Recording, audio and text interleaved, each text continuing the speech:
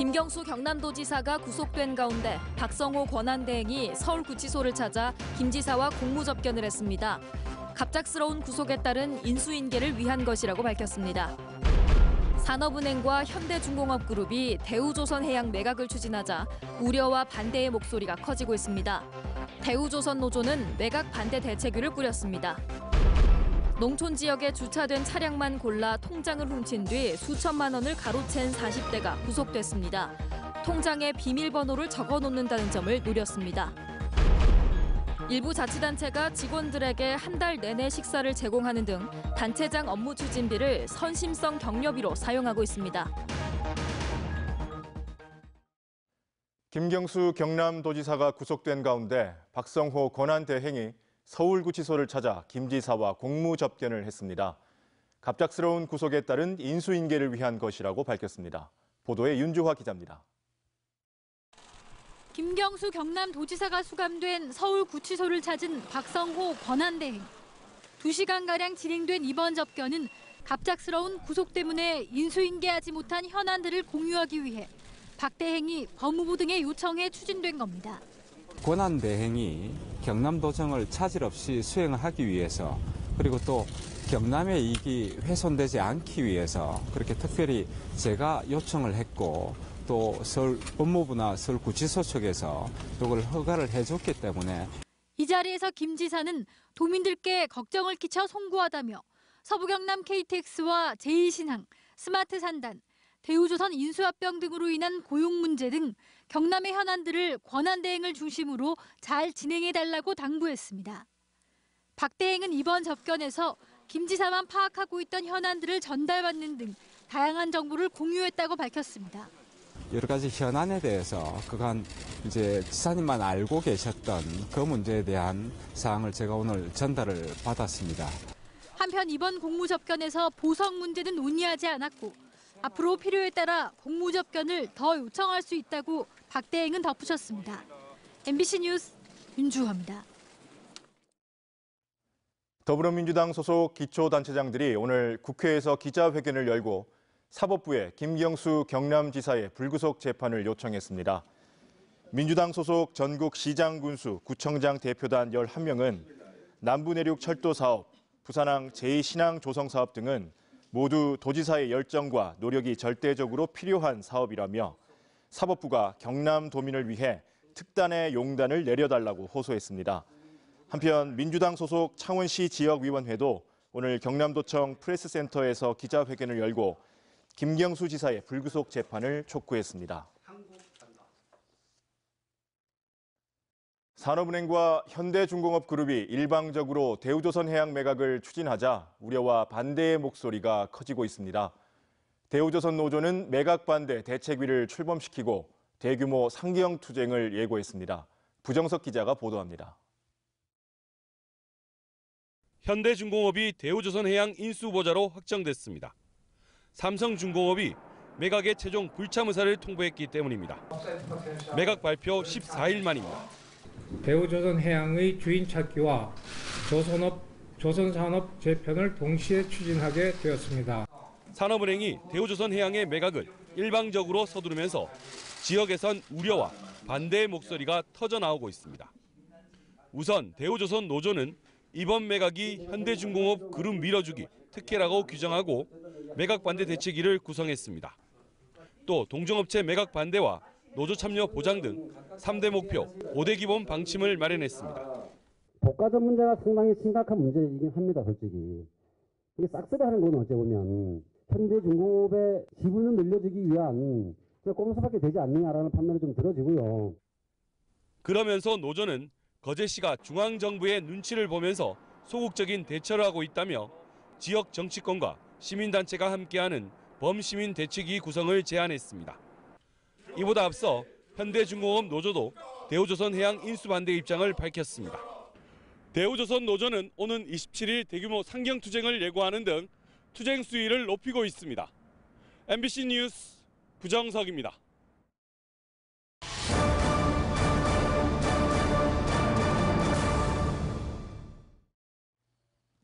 경남 지역 자치단체장들의 업무 추진비 사용 실태 연속 보도 순서입니다. 오늘은 소속 공무원들을 격려하겠다며 한 달 내내 식사를 제공하는 등 집행규칙을 위반한 선심성 격려 사례를 서창우 기자가 집중 보도합니다.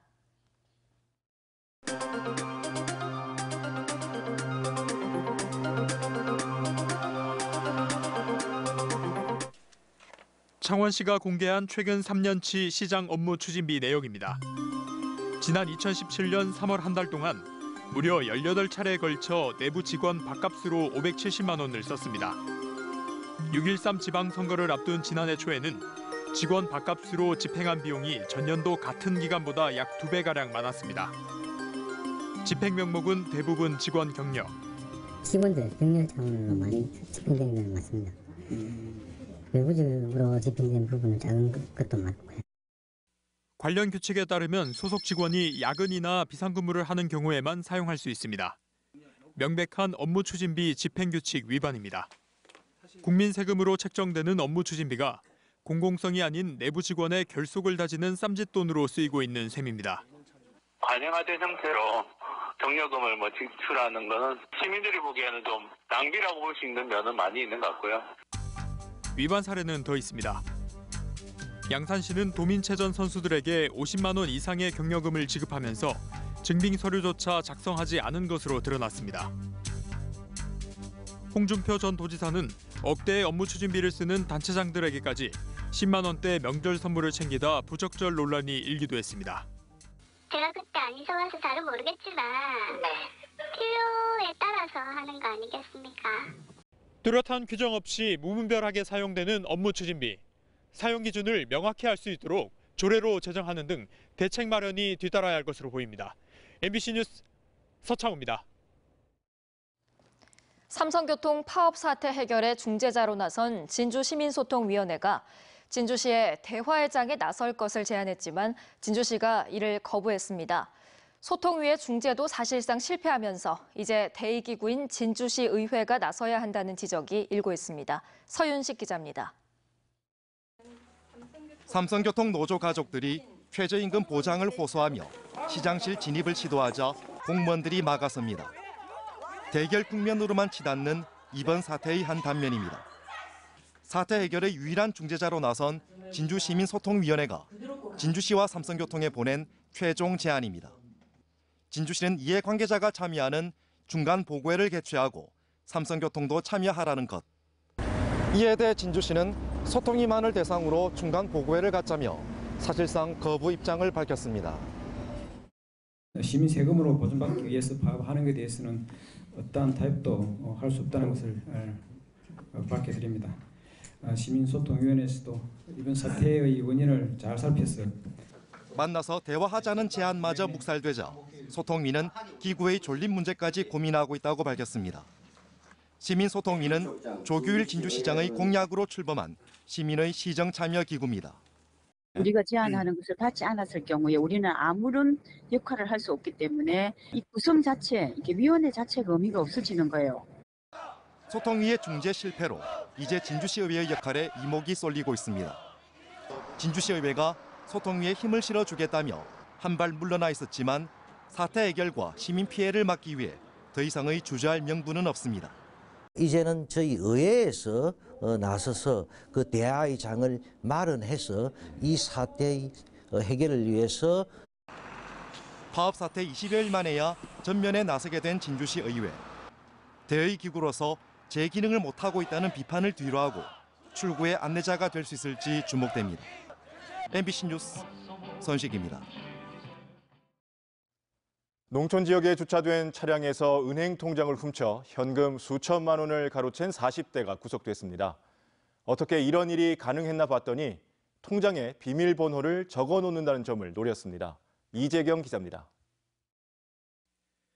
검은색 마스크와 모자를 눌러쓴 남성이 현금 인출기 부스로 들어와 돈을 찾습니다. 뒤를 잠시 살피더니 또 다른 통장을 꺼내 돈을 찾기 시작합니다. 현금 뭉치를 들고 나가려던 이 남성은 잠복해 있던 경찰에 체포됩니다. 경찰에 붙잡힌 49살 유 모 씨. 같은 혐의로 구속됐다 출소한 지 2년밖에 안 돼 또 덜미가 잡힌 겁니다. 유 씨는 지난 2017년부터 최근까지 20차례에 걸쳐 이처럼 인적이 드문 농촌 지역에 주차된 차량만 골라 범행을 저질렀습니다. 훔친 통장에서 현금을 인출하는 수법으로 챙긴 돈만 5천만 원이 넘습니다. 헷갈리기 쉽고 하다 보니까 그만 적어놓고 그렇게 써왔습니다. 지금부터는 그래 안 할 겁니다. 이제. 농촌에 거주하는 노인들이 통장 안에 비밀번호를 적어놓거나 자신의 휴대전화 번호와 차량 번호 등 기억하기 쉬운 숫자를 비밀번호로 정한다는 점을 노린 건데 훔친 통장 20개 가운데 무려 18개가 이렇게 털렸습니다. 차량 안에 현금이나 가방, 통장 등을 보이도록 놓아두는 행위는 위험하다. 통장에 비밀번호를 기재해두는 행위는 절대 하지 마시도록. 경찰은 유 씨를 구속하는 한편 유사 범죄가 더 있는 것으로 보고 여죄를 수사하고 있습니다. MBC 뉴스 이재경입니다. 겨울철 화재 사고가 잇따르는 가운데 한 초등학생이 소화기로 재빨리 불을 꺼 큰 피해를 막았습니다. 평소 학교에서 배운 화재 예방 교육이 도움이 됐다고 합니다. 신동식 기자가 취재했습니다. 경남 하동군의 문화예술회관 뒤편에서 불길이 치솟습니다. 바로 옆이 화단인데다 주변에 차량이 주차돼 있어 불이 크게 번질 수도 있는 위급한 상황. 한 학생이 재빠르게 소화기를 가져와 분말을 발사해 불을 끕니다. 불을 끈 학생은 초등학교 5학년 정예현 군인데 평소 학교에서 받은 화재 예방 교육의 기억을 되살려 당황하지 않고 차분하게 대응했습니다. 일단은 여기 잔디밭인데 바람이 이쪽으로 불길래 여기 옮길 것 같아서 일단은 먼저 꺼야겠다고 생각을 했어요. 학생들은 주변에 불이 난 사실을 알리고 어른들에게 119에 신고해달라고 부탁했습니다. 소방차가 도착했을 때는 불은 이미 꺼지고 연기만 나고 있었습니다. 초등학생이 소화기로 불을 껐다는 사실에 소방관들도 대견해합니다. 근데 이번 같은 경우는 골든타임 내에 소화기 한 대로 초진이 되어서 여러 가지 늘어날 수 있는 대형 재난을 막을 수 있는 그러한 사례였습니다. 배운 대로 실천한 어린 학생의 침착한 대처가 혹시 발생했을지 모를 큰 화재와 피해를 막았습니다. MBC 뉴스 신동식입니다.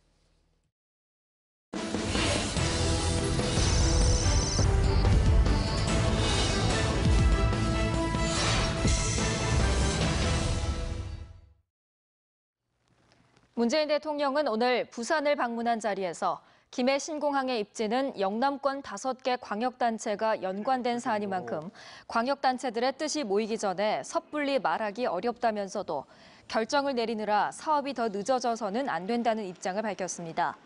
문 대통령은 또 광역단체들 간의 상각이 다르다면 부득이 검증 주체를 총리실 산하로 승격해서 결정해야 하지 않을까 생각한다고 말한 것으로 알려졌습니다.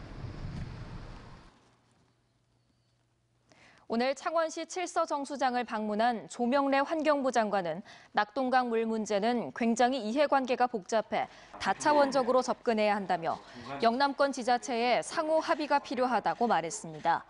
창원시는 낙동강 물 관리는 일원화가 선행되어야 한다며 영남권 지자체들이 낙동강 수질 관리에 한 목소리를 내줄 것을 건의했습니다.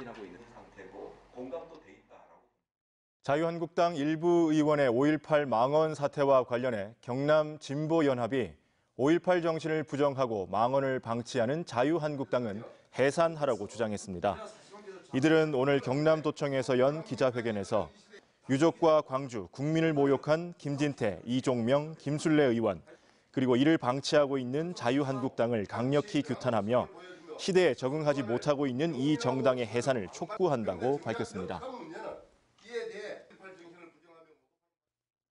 문화체육관광부 장관배 전국 고교 축구대회가 오늘 개막전을 시작으로 24일까지 고성군 스포츠파크 등에서 열립니다. 이번 대회엔 홈팀인 고성 칠성고와 진주고, 인천 대건고 등 32개 팀이 참여해 풀리그 방식의 예선전과 16강 본선 토너먼트로 고교 축구 최강자를 가립니다. 마사당 개항 120주년을 기념하는 역사토론회가 오늘 창원시 의회에서 열렸습니다. 창원 근현대사 기념사업 추진위원회가 마련한 오늘 토론회는 김상민 기록연구사가 마산포 개항의 배경과 경위를 주제로 발표했습니다. 토론자들은 일본에 의한 마산항 강제 개항설은 허구라며 고종과 대한제국에 의해 개항한 마산항의 개항일 5월 1일은 치욕적인 날, 수치스러운 날이 아니라는 데 뜻을 모았습니다. 지난 2017년 5월 발생한 삼성중공업 크레인 사고와 관련해 삼성중공업 크레인 사고 피해 노동자 지원단은 오늘 도청에서 기자회견을 열고 당시 프로젝트를 공동 시공했던 삼성중공업과 프랑스 테크닙, 운영사인 노르웨이 토털 노르즈 등에 대해 다국적 기업 가이드라인 위반을 이유로 진정을 제기한다고 밝혔습니다. 또 이를 통해 당시 사고가 이들 기업들의 공동 책임임을 밝힐 것이라고 덧붙였습니다.